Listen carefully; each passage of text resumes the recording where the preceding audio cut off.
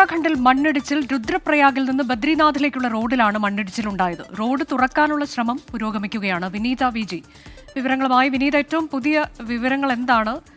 വലിയൊരു അപകടമാണെന്ന് കരുതുന്നു.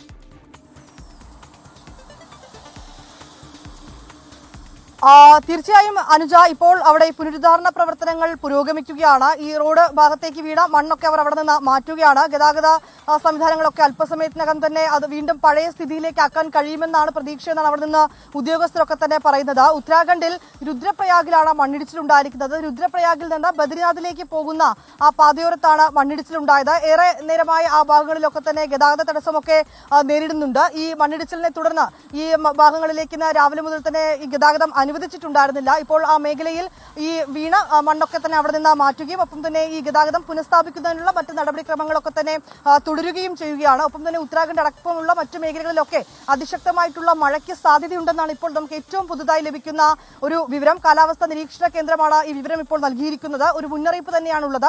ഉത്തരേന്ത്യൻ സംസ്ഥാനങ്ങളിൽ ശക്തമായിട്ടുള്ള മഴയുണ്ടാകുമെന്നാണ് അറിയിച്ചിരിക്കുന്നത്. ഡൽഹിയിൽ ഓറഞ്ച് അലർട്ടും പ്രഖ്യാപിച്ചിട്ടുണ്ട്.